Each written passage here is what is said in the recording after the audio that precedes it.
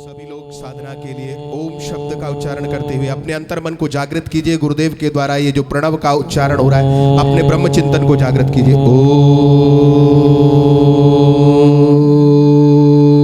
आप सब लोग बहुत पुण्यात्मा हैं, बहुत आपके जन्मों के पुण्य जागृत हुए हैं।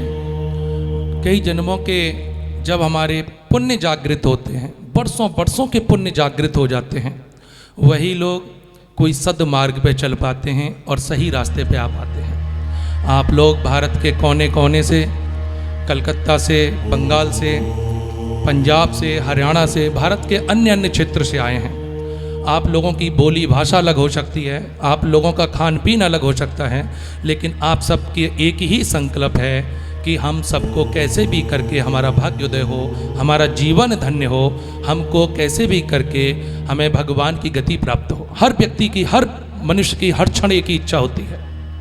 आपने संसार में देखा है, कष्ट कोई भी नहीं पाना चाहता। कोई नहीं चाहता कि मुझे पुलिस हो, थाना हो, रोग हो, ऋण हो, कष्ट हो, लेकिन फिर भी आप और हमारे ऊपर सदैव कोई ना कोई संकट हर किसी के जीवन में लगा रहता है। इन संकटों से बचने के लिए, इन संकटों के बीच में अपने चारों ओर एक लेयर बनाने के लिए हम बीच बीच में कभी वैष्णो देवी, कभी कैलाश मानसरोवर, कभी अमरनाथ यात्रा, हमारे एक भक्त अभी अमरनाथ यात्रा भी करके आए हैं, कभी आप वैष्णो देवी जाते हैं। आज का पावन दिन आप सब यहाँ पे जो पधारे हैं, ये गुरु और शिष्य परंपरा है जो सदियों से चली आ रही है, हमेशा निरंतर चली आ रही है। आज का जो दिन होता है, आपको पता होना चाहिए आज का दिन किस लिए है, आप लोग क्यों इकट्ठे हुए हैं, इतनी दूरी से चल कर के आए हैं। आज का जो दिन होता है, जैसे सरकारों का मार्च के लास्ट में क्लोजिंग होता है कि कितना प्राप्त हुआ, आप लोग ITR रिटर्न करते हो, उसमें पता चलता है हमने कितना कमाया। ऐसे ही गुरु पूर्णिमा वाले दिन गुरु और शिष्य का स्नेह होता है, प्रेम होता है। और जो साल भर में आपने पुण्य किए या गलती से जो आपसे पाप हुए या आपसे जान के पाप हुए, अनजाने में पाप हुए, उनका पश्चाताप करने का ये क्षण है जिससे आप एक नई तरीके से नया बही खाता खोल करके आज से अगली गुरु पूर्णिमा तक आप अपने दिन की शुरुआत करें। मेरी प्यारी बहनों, मेरे प्यारे भाइयों, धर्म चाहे कोई भी हो, धर्म ने हमेशा हमें सद्मार्ग दिया है, धर्म ने हमेशा हमें सच्चा रास्ता दिखाया है, लेकिन कई बार धर्म का प्रयास भी हमारे ऊपर विफल हो जाता है। आप चाहे सनातन धर्म को माने, चाहे आप जैन धर्म को माने, चाहे सिख धर्म को माने। सिख धर्म में भी बड़ी सेवा पूजा बताई जाती है, सनातन में भी बहुत चीज़ें बताई जाती हैं, लेकिन इन सब के बावजूद भी कई लोगों के मन में ये रह जाता है कि हम तो बड़ा दान करते हैं, बड़ा पुण्य करते हैं, बहुत सारी पूजा करते हैं, लेकिन फलित नहीं होती हैं। उन पूजाओं को फलित करने के लिए, अपने जीवन को आनंद में बनाने के लिए आप पल पल पल प्रयासरत रहते हैं। हर क्षण कहीं रास्ते में मंदिर दिखेगा तो आप मत्था टेकने लग जाते हैं, कहीं कोई भागवत चल रही होगी वहाँ आप जाने लग जाते हैं, लेकिन कई बार फिर भी हमें चीज़ें प्राप्त नहीं हो पाती। उसका कारण है कि हम उनको ग्रहण नहीं कर पाते हैं। जैसे पिछले गुरु पूर्णिमा यज्ञ में हमने चर्चा की थी कि दीपक में तेल ही नहीं था। शिष्य को बार बार गुरु आशीर्वाद दे रहा था, लेकिन शिष्य लेने के लिए तैयार नहीं था। आप लोगों को जान करके हैरानी होगी, सभी धर्म के लोग निरंतर अपना स्वर्ग और नरक के चक्कर में पड़े हुए हैं कि हमें स्वर्ग मिल जाए। मेरा तो मानना यह है, और आप भी सच्चे मन से बोले, स्वर्ग यही है जहां आप बैठे हैं। इससे बड़ा स्वर्ग कौन सा हो सकता है? क्या मनुष्य से अच्छा कोई और दूसरा जीवन है? या इससे अलावा कोई आपको कहीं और सुख मिल सकते हैं? आप अपनी पसंद के वस्त्र पहन सकते हैं, आप अपने मन का दुख किसी को बता सकते हैं, आप प्रसन्नता जाहिर कर सकते हैं, आप नाच सकते हैं, गा सकते हैं, प्रसन्न रह सकते हैं, हर क्षण का आनंद ले सकते हैं। और ये भी बात सत्य है कि ये पृथ्वी को नरकालय कहा जाता है। इस संसार में जितने भी लोग धरती पे विचरण करते हैं, चाहे वो जल में हो, चाहे वो पृथ्वी पे हो, वो सारे लोगों को, जितने भी लोग रहते हैं, इस संसार को दुखालय भी कहा जाता है और नरक का स्थान भी कहा जाता है। अब ये चीज़ें दोनों हैं, ये हमें नरक के मार्ग पे चलना है, स्वर्ग के मार्ग पे चलना है। पहले तो आप नरक का मार्ग ही समझ लीजिए, क्योंकि पहले नरक का मार्ग बता देंगे तो आपको जो नेगेटिविटी आएगी, फिर स्वर्ग का मार्ग बताने से वो हट जाएगी। नरक का द्वार ये है, आप चाहे कितनी भी पूजा कर रहे हैं, मंदिर जा रहे हैं, गुरुद्वारे जा रहे हैं, आप एक तरीके का भगवान पे ज़्यादातर लोग एहसान सा करते हैं कि मैं तो आ गया, बाकी की मर्जी तेरी। और मंदिर में जाकर के हम नई नई डिमांड रखते हैं। 1 रुपये का सिक्का शंकर जी पे चढ़ाया, 1 करोड़ रुपए के घर का सपना देख करके आते हैं। ये नरक ही तो है। हम क्या मांग रहे हैं? हमें उसने कितना बड़ा शरीर दिया। आप अगर कल्पना करेंगे आपका जो शरीर है ये अद्भुत है, अकल्पनीय है। इसके अंदर इतनी शक्ति है कि आपने सोच नहीं सकता। गरीब हो अमीर हो, हर व्यक्ति के पास दो ही नेत्र, दो ही हाथ, दो ही पैर, लेकिन विचरण करने की, विचार करने की क्षमता सबकी अलग अलग है। इससे बड़ा नरक क्या हो सकता है कि हमें भगवान का चिंतन करने के अलावा कुछ नहीं करना चाहिए, फिर भी हम अपने रिश्तों में इतनी टकरार रखते हैं, इतनी मन में जलन रखते हैं, इतना कुड़ते हैं, इतना परेशान होते हैं जिसकी आप अगर किसी मीटर से नापेंगे तो उसकी गिनती भी नहीं हो पाएगी। जो लोग दुखी होते हैं या जिसको जो दुखी करता है, आप एक बात अपने मन में धारण कर लीजिए, अगर आप किसी को दुख दे रहे हैं, आप किसी को पीड़ा दे रहे हैं, तो उस पीड़ा का, उस दुख का, उस दर्द का जो बीज है ना, वो आपके पेट में उत्पन्न हुआ है। आपका अगर मेरे प्रति कोई विचार बुरा आता है तो मेरे को तो पता ही नहीं है, आपके मन में आया है। आपका किसी पड़ोसी के प्रति आता है, अपने पार्टनर के प्रति आता है, अपने भाई के प्रति अगर कोई विचार गलत आता है तो भाई को तो पता ही नहीं है। पिता पुत्र के बीच में कोई मतभेद होता है तो उसको तो पता ही नहीं है। बीज तुम्हारे अंदर अंकुरित हुआ है, तुम्हारे अंदर उत्पन्न हुआ है, और वो तुम्हें ही कष्ट पहुंचाएगा, क्षण क्षण कष्ट पहुंचाएगा, पल पल कष्ट पहुंचाएगा। आप एक बार जरा आंखें बंद करके ध्यान से सोचो, क्या ये जो रिश्ते हैं, जो आपकी पत्नियां हैं, क्या ये आपको सदैव प्राप्त होती रहेंगी? सनातन धर्म में कहा गया है कि 7 जन्मों का रिश्ता है, जरूर है, लेकिन कल्पना करो कि आपने इससे पहले और भी जन्म क्या साथ में बिताए, उसका आपको कुछ पल याद है? नहीं याद है।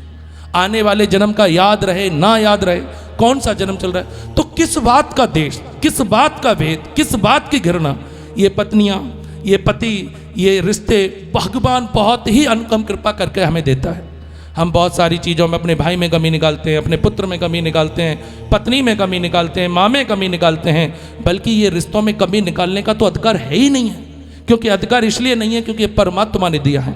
माता पिता कोई अपनी मर्जी से नहीं प्राप्त कर सकता कि मुझे ये माता चाहिए, कि मुझे अम्बानी के घर में जन्म चाहिए। माता पिता परमात्मा देते, तुम्हारे लायक वही हैं, तुम्हें उन्हीं के साथ गुजारा करना होगा, और माता पिता का भी फर्ज बनता है कि उनको भी उसी तरीके से ढलना होगा। पत्नी नहीं बदल सकती, पति नहीं बदल सकते, मन से कोई बुरे नहीं होते, लेकिन आप जो मन में जो उत्पन्न बीज कर लेते हैं वो आपको बहुत दुख देता है। आप सोचिए, आप इससे बड़ा स्वर्ग क्या हो सकता है? अगर आपको यहाँ आने के लिए यात्रा तय करनी पड़ी तो कोई मेट्रो से आया, कोई जहाज से आया, कोई रिक्शे से चल के आया।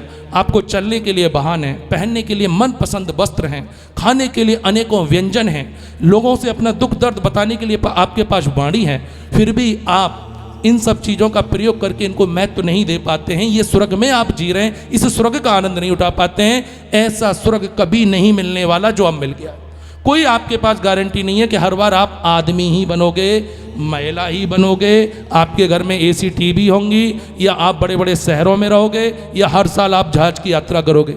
आपको क्षण क्षण स्वर्ग है। प्रकृति की बहती हुई हवा आपको बार बार छू रही है, आपसे कह रही है कि भाई कोई दुख हो तो मुझे बता। हवा जो बहती हुई है वो सांस तो दे रही है, साथ में वो आपको स्पर्श भी कर रही है। हमेशा हवा स्पर्श करती है कि बताओ कोई दुख हो तो, बताओ कोई पीड़ा हो तो। प्रकृति की सुगंध आपको हमेशा सुंदर सुंदर चीजें रास्ता दिखा रही है। प्रकृति के पेड़ पौधे आपको आनंद दे रहे हैं, को शोर मचाता हुआ मोर आपको आकर्षित कर रहा है। ये सब आपके लिए है, आप उनसे नहीं कुछ कह पा रहे। जो यूनिवर्सल है, ब्रह्मांड है, इसकी इतनी तरंगें जिनको किसी भी पैरामीटर से गिना नहीं जा सकता। आप अपना मोबाइल ही देख लो, कहाँ से वाईफाई आ रहा है, कहाँ से नेट आ रहा है, फिर भी नेटवर्क आ रहा है, वीडियो कॉल आ रही है, सामने वाले की छवि आ रही है। एक मोबाइल को चलाने के लिए इतनी सारी व्यवस्था की जा रही है, तो ये शरीर ऐसे ही नहीं चलता। ये शरीर के पास बहुत सारी एनर्जियाँ हैं। आप सबने एक बात को जरूर देखा होगा, अभी कुछ दिन पहले दिल्ली में एक स्कूल में कांड हुआ था, एक बच्चे को मार दिया गया था। उसके बाद लगातार 5-6 स्कूलों में सेम कांड होना शुरू हो गया था। एक बार रेल टकराती तो रोज रेल के एक्सीडेंट आने शुरू हो जाते हैं। एक बार कुछ भी कहीं भी घटित होने लग जाता है, सेम चीजें आने लग जाती है। ऐसा क्यों होता है? कई बार आप मन में किसी मित्र को याद कर रहे होते हैं, उसका फोन आ जाता है। आजकल आप किसी के भोजन के बारे में सोच रहे होते हैं, वो भोजन आपको दिखाई दे जाता है या वो आपको प्राप्त हो जाता है। यहाँ तक कि आजकल आप फेसबुक यूट्यूब भी चलाते हैं, उसमें आप जो सोच रहे होते हैं वही चीजें वो आपको दिखाने लग जाता है, जैसा आप देखते हैं। जो जिस महाराज को देखेगा वो महाराज ही महाराज दिखाई देंगे। तो जब एक फोन इतना चमत्कार कर सकता है तो जैसी हमारी धारणा बन जाएगी, आप अगर दुख में रहोगे तो आपको दुख दुख दुख दुख का लाइन लग जाएगी। क्योंकि जो यूनिवर्स है, जहाँ से ब्रह्मांड से जो हमारी आत्मा को ऊर्जा मिलती है, जैसी हम धारणा बना देते हैं वही घटित होने लग जाता है। नई शादी में आपने देखा होगा बहू बड़ी प्यारी लगती है, बहुत प्यारी लगती है। क्यों लगती है? पड़ोसी भी कहते हैं कि बहू बहुत अच्छी आई है, सब लोग देखने जाना चाहते हैं। ससुर भी बहू को बार बार देखना चाहता है कि ये तो बड़ी अच्छी चलती है, ये तो बड़ी सुंदर भोजन बनाती है। गलती से अगर खाना बेकार भी बन जाए फिर भी कोई शिकायत नहीं होती है शुरुआत के 1-2 महीने तक। बहू कोई गलती भी कर दे तो उस पर ध्यान नहीं दिया जाता है, ये क्या गलती कर रही है। घर में एक तरीके की ऊर्जा स्थापित हो जाती है। क्यों हो जाता है ऐसा? शुरुआत में बहू प्यारी क्यों होती हैं? अगर शुरुआत में प्यारी ना हो तो कोई रिश्ता ही ना करे। शुरुआत में प्यारी इसलिए होती हैं कि जब कन्या ब्याह करके आती है वो भी शुद्ध विचार से आती है, लक्ष्मी का रूप लेकर के आती है, उसके मन में कोई गलत विचार नहीं है। उसकी एनर्जी इतनी हाई हो जाती है आपके घर में, जैसे आपके घर में एसी चल रही होती है तो कूलिंग हो जाती है, हीटर चल रहा होता है तो गर्मी हो जाती है। तो जो नई बहू घर में चल करके आती है उसको सब प्यार करते हैं। गाँव में तो क्षेत्रों में तो पड़ोसी भी देखने के लिए आते हैं, इतनी उसके अंदर ताकत हो जाती है। सब लोग उसके पास आना चाहते हैं, उसकी में कोई किसी को कमी नज़र नहीं आती। गलती हो जाती है हम उसको भुला देते हैं, लेकिन कुछ दिनों के बाद जब हम एक बीज उत्पन्न कर लेते हैं कि अब तो ये अच्छे से नहीं रहती है, इसके अंदर तो कमियां हैं, फिर लगातार लगातार लगातार लगातार बहुत सारी तरंगों के रूप में हमें उसकी कमियां ही कमियां नजर आएंगी। वो कनेक्शन कटेगा ही नहीं। जैसा आप कनेक्शन कर लोगे वैसे ही आप बनने लग जाओगे। जैसे कहा जाता है जैसा खाओगे अन्न वैसा होगा मन, ठीक इसी प्रकार जो तुम्हारी धारणा है वो ही तुम्हें प्राप्त होगा। ईश्वर का बैरी कोई नहीं है, ना आप हैं, ना जो पसीना रिक्शा वाला बाहर आए वो भी बैरी नहीं है। परमात्मा ने उसी मार्ग से, उसी तरीके से, उसी विधि से भेजा। ऐसा नहीं है कि अमीर लोग गर्भ में 2 दिन बिता करके आ जाते हों व्यापार संभालने के लिए, उनको भी 9 महीने का गर्भ झेलना है। गरीब आदमी को भी 9 महीने का गर्भ झेलना है। प्रकृति की पूरी प्रक्रिया सेम है, अगर कहीं आकर के बिगड़ती है तो वो हम बिगाड़ते हैं। परमात्मा के द्वारा जब गर्भ में बच्चा उत्पन्न होता है तो उसी समय उसे जब बच्चा गर्भ से बाहर आता है तो कोई व्यापारी बन जाता है, कोई रोगी बना रहता है जीवन भर के लिए, कोई दरिद्र बना रहता है जीवन भर के लिए, कोई जीवन भर के लिए विकलांग हो जाता है, कोई अंधा हो जाता है, कोई बहुत बड़ा बिजनेसमैन बन जाता है, कोई ब्राह्मण बन जाता है, कोई व्यापारी बन जाता है, कोई पायलट बन जाता है, कोई कुछ बन जाता है। लेकिन है सबके पास वही चीज़ें जो परमात्मा ने सबको बराबर दी हैं, बस आपको अपने विचारों को बदलना होगा। कई बार अगर हमारे जीवन में कुछ भी घटित हो जाता है तो उसको लेकर के हम हैरान होने लग जाते हैं, परमात्मा को दोषी देने लग जाते हैं, कई बार हमारे मन में पीड़ा हो जाए। बल्कि हमें उस समय भी ये सोच लेना चाहिए कि परमात्मा ने अगर हमें पीड़ा दी है तो हमको पीड़ा देने वालों की लाइन में रखा है, पीड़ा सहन करने वालों की लाइन में रखा है, किसी दूसरे को पीड़ा देने के लिए नहीं रखा है। आप किसी का दिल तो नहीं दुखा रहे हैं। अगर आज आपके बुरे दिन चल रहे हैं, आप पीड़ा में हैं, तो आपको फिर भी धन्यवाद करना चाहिए कि आप पीड़ा सहन करने वालों की कतार में परमात्मा ने खड़ा किया है, आप किसी को दुख नहीं दे रहे हैं। ऐसा आप जब तक अपनी धारणा नहीं बनाएंगे, और देखिए ये जीवन अनमोल है, कोई स्वर्ग नरक नहीं है, कहीं भी नहीं है, जिंदा वहां जाता नहीं, मुर्दा लौट के आता नहीं, कोई गारंटी नहीं है। यही जिंदगी, इसी को स्वर्ग और नरक बना लो, प्रेम बढ़ा लो, आनंद बढ़ा लो। आंखें मिच जाती हैं तो बहुत ख्याल आते हैं, क्योंकि जब जब आदमी कोई मरता है ना तो मरे हुए आदमी के लिए आदमी जो विलाप करता है, चिल्लाता है, सिर्फ 2 ही वजह से चिल्लाता है, तीसरी वजह नहीं है। अगर लोगों की मौत से अगर आपके आंसू निकलते तो रोज रेल एक्सीडेंट होते हैं, आप कभी रोते हो क्या? कभी भी नहीं रोते हो। कई बार टीवी में खबर आ रही होती है कि 140 लोग मारे गए, आप आनंद से रोटी खा रहे होते हैं, टीवी चल रही होती है, आपकी आंखें भी गीली नहीं होती हैं, आपको कोई फर्क नहीं है कौन मर रहा है, और हर क्षण लोग यहाँ मर रहे हैं। आपको लग रहा है कि हमारी आयु 100 साल है, आपको लग रहा है कि हम अभी तो लंबा जिएंगे, अभी तो घर बनाएंगे, बहू आएगी, बेटा आएगी, कुछ भी नहीं पता। आप लोगों को नहीं ये पता होना चाहिए हर क्षण मृत्युआं हो रही हैं, हर पल लोग मर रहे हैं। देश की सरकारें गिनती करती हैं कि भारत में इतनी आबादी है, जितने महीनों में वो गिनती करती है उससे लाखों करोड़ों लोग मर चुके होते हैं, उससे ज़्यादा लाखों करोड़ों लोग उत्पन्न हो चुके होते हैं। प्रकृति को कोई तोल ही नहीं सकता, नाप ही नहीं सकता किसी भी कीमत पर। सबसे बड़े स्वर्ग में हो आप, आपको गर्मी लगती है तो आप अपने लिए ठंडा जल ले लेते हैं, भूख लगती है भोजन ले लेते हैं, आपको जो इच्छा होती है वो आप ग्रहण कर लेते हैं। इससे बड़ा सुख कोई नहीं हो सकता। जो आपके प्यारे प्यारे बच्चे हैं, जो आपके गर्भ से उत्पन्न हुए हैं, आपके घर में पल रहे हैं, पता नहीं कौन से आपके पुण्य रहे जो आपके ये बच्चे आपके साथ हैं, उनसे प्यार करिए, उनके साथ समय बिताइए। पत्नियां सारे दोस्तों को बिठा करके पति को समय दीजिए, आनंद से रहिए। आप ये समझिए कि आपकी युगल जोड़ी है, आप अद्भुत हैं, आप अकल्पनीय हैं। और पतियों का भी फर्ज बनता है कि वो आपके लिए अपना जीवन त्याग करके आई, उनको भी समय दें। अगर हम ये सब दोषों को बुला दें, भेदों को बुला दें, बहुत लोग मन में इतने पाप रखते हैं, कब आंखें मिच जाएं पता नहीं चलता है। अब ये नहीं है कि 70, 80, 90 साल जिएंगे। आजकल तो स्थिति ऐसी है, किसी का एक पल का कुछ भी नहीं पता चलता है। तो ऐसे हम काम क्यों ना करें जिससे लोगों के दिलों में जिंदे रहें। अब उस काम को करने के लिए आप सब लोगों को टीवी पे आने की भी जरूरत नहीं है। अब कल से सावन शुरू हो जाएगा, मंदिर में जाओ। शंकर जी को लोटा चढ़ाने से जितना पुण्य नहीं मिलेगा, जितना एक बाल्टी और जल भर के रखे आएंगी, 20 लोग और चढ़ाएंगे, उससे पुण्य मिलेगा। ऐसी नेकी करो। किसी के घर के पास बेलपत्र का पेड़ है, 100-200 बेलपत्र तोड़ के ले जाओ और खुद अपने कोई पड़ोस का लोग मंदिर में पूजा कर रहा हो, खुद से बोलो बेटा जी लो बेलपत्र चढ़ा दो। अगर कोई नहीं लेके आया है, कोई वृद्ध माता है तो माता जी लो बेलपत्र चढ़ा दो। आप कहीं भी किसी भी मंदिर में जाते हैं, दोपहर को अगर आप लेट भी जाते हैं तो भी चलेगा, जाकर के मौका लगे तो झाड़ू लगा दो। ये सब चीज़ें नेकियां होती हैं। कई बार दान देने से कार्य की सिद्धि नहीं होती है जब तक आपका मन पवित्र नहीं होगा। और जो भी जीवन में घटित होता है, परमात्मा अगर दुख भी दे रहा है उसमें भी कोई कारण है, क्योंकि दुख में व्यक्ति हमेशा परमात्मा के चरणों में ध्यान देता है। अब एक आखिरी बात बोल करके फिर हम आप लोगों को कार्यक्रम में आगे बढ़ाएंगे। आप लोग सब अपने अपने दुखों से पीड़ित हैं, जरूर कुछ ना कुछ आप सबके अंदर मन में वेदना है।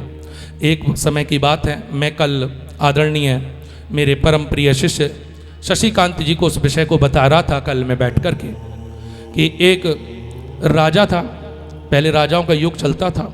राजा की अचानक से उंगली कट जाती है, उसकी उंगली पूरी कट जाती है। तो जो मंत्री था दरबार का, सबसे खास जो मंत्री था, उसने सीधा जाके मंत्री को बोला कि मंत्री जी मेरी उंगली कट गई है और बड़ी तेजी से खून बह रहा है। तो मंत्री ने कहा कि ये राजा जी ये तो बहुत अच्छा हुआ, आपकी उंगली कट गई। राजा को बहुत जबरदस्त क्रोध आया। उसने म्यान में से तलवार निकाल करके मंत्री के गर्दन पर रख दी कि मेरी उंगली कटी हुई है, खून बह रहा है, मेरा अंग शरीर से अलग हो गया, तुम कह रहे हो कि अच्छा हुआ। बोले राजा जी हुआ तो अच्छा ही है, अब आप देखो क्या होता है। राजा ने तत्काल आदेश देकर के उस मंत्री को वहां से निकलवा दिया। कई महीने तक राजा अपना चुपचाप अपने घर में राजमहल में रानियों के बीच में रहा कि जब तक ये उंगली और ये मेरे पे जो लेपन चल रहा है ये ठीक हो जाएगा, उसके बाद ही मैं दरबार में लोगों के बीच में जाऊंगा। बहुत दिनों के बाद कमरे में बंद बंद बंद बंद राजा अपने आप को परेशान समझने लगा, हताश निराश समझने लगा। उसके मन में इच्छा हुई कि मैं क्यों ना खुली प्रकृति में जाके शिकार करके आता हूँ। राजा कई महीनों के बाद राज दरबार में जाने से पहले अपने मन को प्रसन्न करने के लिए शिकार करने के लिए जंगल में चला जाता है। जैसे शिकार करने के लिए पहुंचता है, सुबह से शाम तक शिकार करता है। शाम को जब लौटने का समय होता है तो राजा के साथ जो सैनिक थे, जो पुलिस वाले थे, वो इधर उधर हो जाते हैं और राजा मार्ग भटक जाता है। जब राजा मार्ग भटक जाता है तो वो कुछ भीलों के बीच में फंस जाता है।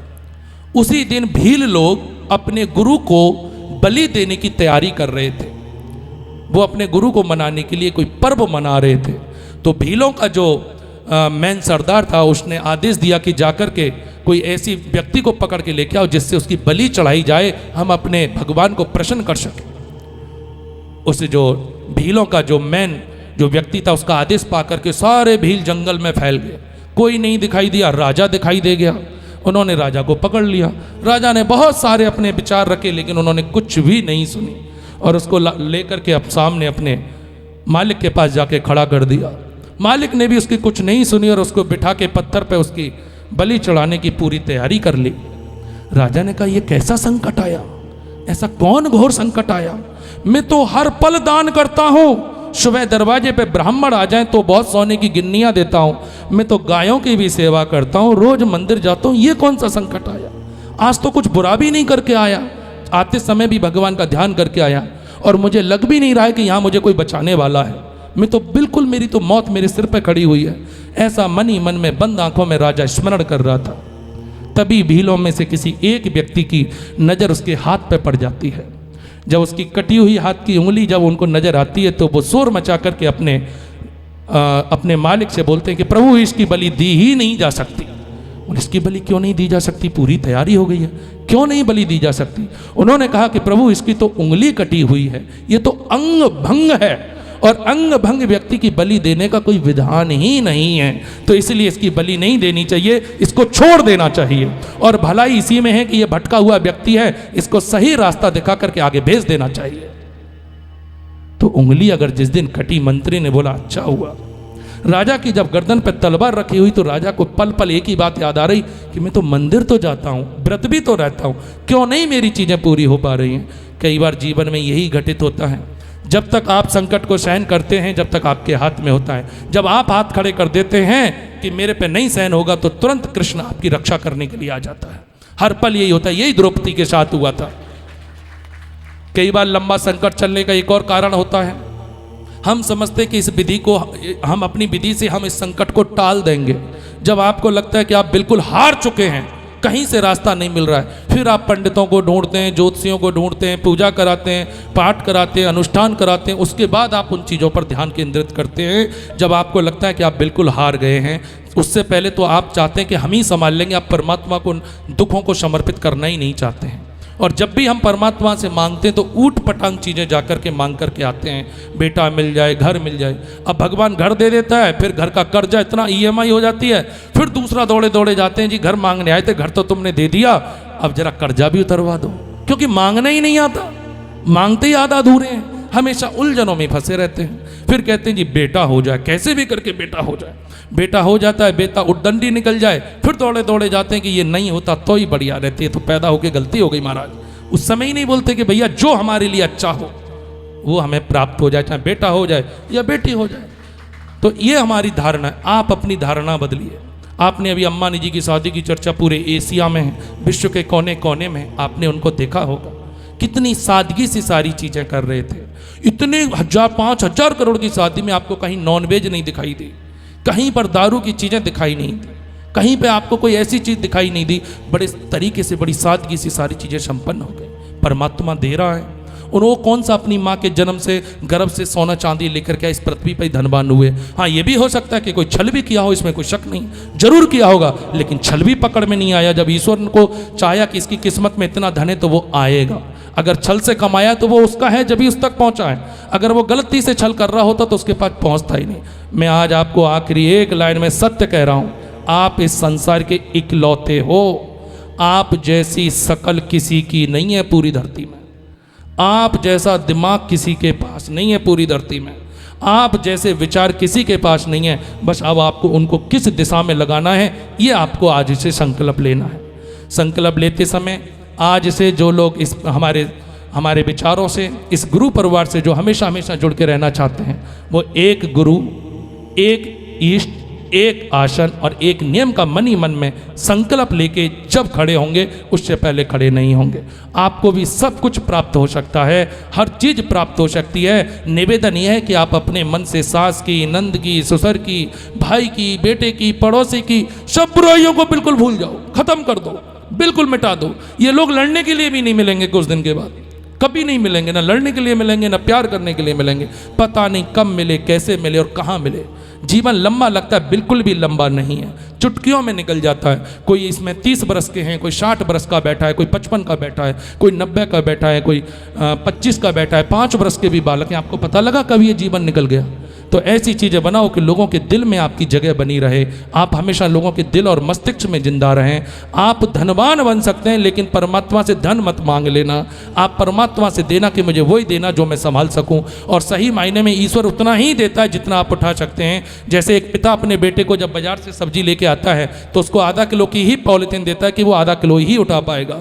जब वो बड़ा हो जाता है तो उसको 1 किलो वजन देने लग जाता है। जितनी तुम्हारी धन लेने की इच्छा परमात्मा से होगी, संभालने की होगी, उस धन को सही जगह लगाने की होगी। आप अगर ये सोचें अगर एक बार 1 करोड़ रुपए आ जाए तो एक दिल्ली में बढ़िया सा फ्लैट और बढ़िया सी एक बड़ी सी गाड़ी लेकर के मौज लेंगे, कभी भी नहीं आएगा। क्योंकि आपने उस धन की गति तय निर्धारित कर दी कि वो कहाँ लगेगा, इसलिए आपको परमात्मा नहीं देगा। क्यों देगा? बच्चा आपसे ये कहने लगे कि मुझे 10 रुपये दे दो, मुझे जाके दारू पीनी है, आप दे दोगे? नहीं दोगे। अगर बच्चा ये कहे कि मुझे 10 रुपये दे दो, मैं आज से पूजा शुरू करूंगा, मैं कुछ भगवान के लिए लेकर के आता हूँ या अपने स्कूल की पढ़ाई के लिए आता हूँ, आप 10 की जगह 20 देंगे। आप लोगों के पास अगर धन नहीं, आप धन से जूझ रहे हैं, अगर किसी चीज़ से जूझ रहे हैं तो उसका कारण परमात्मा दोषी नहीं है। परमात्मा ने तो आपको सब कुछ दिया, जो धनवान को दिया वो तुम्हें दिया, आप पे लेना नहीं आ रहा है। आपकी झोली छोटी है, आपको लेने की आपके अंदर सामर्थ्य नहीं है। आपका जो लेने वाला कटोरा है, बर्तन है, वो फूटा हुआ है। और किस चीज़ से फूटा हुआ है? वो आपके बुरी विचारों से फूटा हुआ है। उसको आप सेट करिए, आपके जीवन में अपार आनंद रहेगा, खूब खुशहाली रहेगी। आप लोग चल कर के आए हैं, दूर दूर से आप एक उम्मीद, एक भरोसा लेकर के आए, उसके लिए महाशक्ति जो इस संसार की सदैव रक्षा करती है, उसका पाठ आपने श्रवण किया। पाठ आपको सबसे पहले सुनाने का मतलब था कि आप घर से नहा के तो आए थे, परफ्यूम भी लगा के आए थे, कंघी भी करके आए थे, लेकिन उसके बाद आप अपने अंतर मन को कुछ लोग पवित्र ना करके आए हों, तो आपको यहाँ ब्राह्मणों ने मंत्रों के द्वारा आपके अंदर की शुद्धि की, जिससे अब जो यहाँ से हम आपको दें वो आपको प्राप्त हो सके। बाहरी शुद्धि तो हम कर लेते हैं, अंदरूनी शुद्धि के लिए आपको ब्राह्मणों ने बड़े सुंदर कवच और पाठ दिए, आपके रोम रोम को जागृत करने के लिए। अब आप और हम बारी बारी से गुरु शिष्य परंपरा को आगे बढ़ाएंगे। गुरु शिष्य परंपरा को आगे बढ़ाने से पूर्व में आप जहाँ भी बैठे हैं अपनी जगह पर बैठ कर के कमर सीधी कर लें, मन और ध्यान संसार से हटा करके कि आप कहाँ से आए हैं, आपको कहाँ जाना है, हर चीज़ को भुला दीजिए। आपको ये भी नहीं पता होना चाहिए आप कहाँ बैठे हैं, किस लिए बैठे हैं, सारी चीज़ों को भुला करके अपनी नाभि के पास से ओम के सुर को उठाते हुए कमर सीधी करके सभी लोग आंखें बंद करके, जो लोग नीचे ज़मीन में बैठने में ठीक अगर बैठ सकते हैं तो वो नीचे बैठ जाएं, जिन लोगों को बैठने में कठिनाई है वो अपने ऊपर स्थान पर बैठे रहें और ओम का 2 मिनट का उच्चारण करेंगे। उसके बाद कार्यक्रम को आगे की रूपरेखा देंगे। सभी लोग आंखें बंद करके अपना स्थान ले लेंगे और मन ही मन में भगवान के चरणों का ध्यान करते रहेंगे और हमारे साथ ओम का उच्चारण करेंगे और ओम का उच्चारण आपकी नाभि से निकलना चाहिए। ब्राह्मण भी हमारे साथ करेंगे। आप सब लोग सारी चीज़ों को, सभी विकारों से मन को हटा करके सही चेतन अवस्था में बैठ करके कमर सीधी कर लें। सभी लोग बैठ जाएंगे।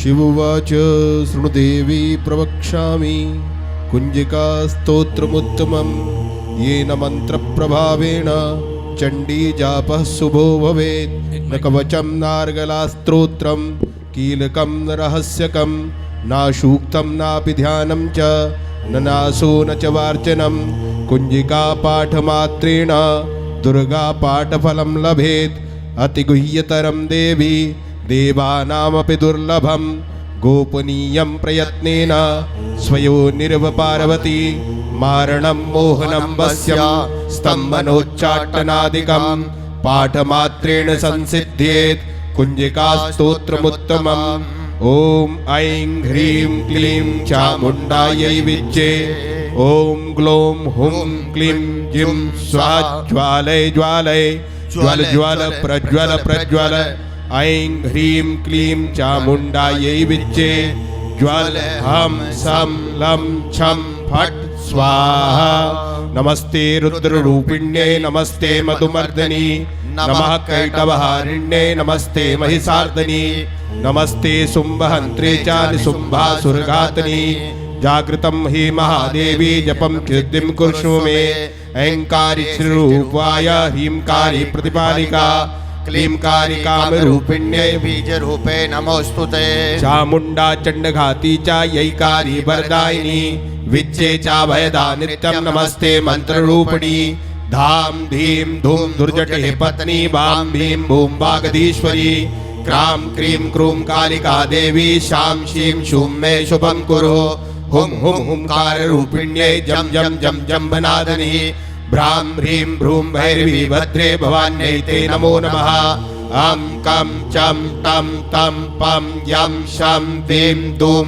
ऐं भीं हं छं दिजाग्रं दिजाग्रं त्रोटय त्रोटय दीप्तं कुरु कुरु स्वाहा पां पीं पूं पार्वती पूर्णा खां खीं खूं खेचरी तथा शां शीं शूं सप्तशती देव्या मन्त्रसिद्धिं कुरुष्व मे इदं तु कुञ्जिका स्तोत्रं मन्त्रजागृति हेतवे अभक्तेनैव दातव्यं गोपितं रक्ष पार्वती यस्तु कुञ्जिकया देवी हीनां सप्तशतीं पठेत् न तस्य जायते सिद्धि ररण्ये रोदनं यथा। आप सब लोग अपने हाथों को खोल करके गुरुदेव की ओर बढ़ाते हुए आशीर्वाद को प्राप्त करें। ये शक्ति का संचार आप लोगों की ओर किया जा रहा है। आप सब लोग ग्रहण करने की क्षमता को जागृत करते हुए मन बुद्धि कर्म से गुरुदेव का आशीर्वाद प्राप्त करने की दृष्टि से भाव बनाते हुए पुनस्तवा द्वितीया रुद्रा वसवाहा समेन्धतां पुनर्ब्रह्माणो वासुनीता जदन्यैः घ्रातेन तवां तन्नवां वरदाय च वासतियाः सन्तु यजमानस्य कामाः। अनेक प्रकार की सुख संपदाओं से युक्त आपका जीवन हो। गुरुदेव का मार्गदर्शन और आशीर्वाद आप सभी को प्राप्त हो। बारी बारी से इस क्रम से उठ करके गुरुदेव के पूजन के लिए आप आएंगे। एक क्रम से आएंगे, एक परिवार एक बार में आकर के पूजन करेगा, अपने स्थान पर जाकर के बैठेंगे, पुनः फिर दूसरा परिवार आएगा। तो इस क्रम से उठते हुए सीधे हाथ की ओर से बारी बारी से एक एक व्यक्ति आए। गुरुदेव का आशीर्वचन, कवच की प्राप्ति और प्रसाद आप लोगों के लिए बाद में व्यवस्था है सुंदर प्रसाद की। तो आप सब लोग प्रसाद और हरिनाम संकीर्तन इस बीच चलता रहेगा। भैया श्री गौरव जी गौरव को बढ़ाते हुए हरिनाम संकीर्तन के साथ गुरुदेव का पूजन आप सभी लोग कीर्तन करते रहें। गुरुदेव का आशीर्वचन आप सभी को प्राप्त हुआ। कवच की प्राप्ति गुरुदेव के पूजन के साथ आप सभी को होगी। बारी बारी से आइए और आशीर्वाद लीजिए। बोलो सद्गुरुदेव भगवान की।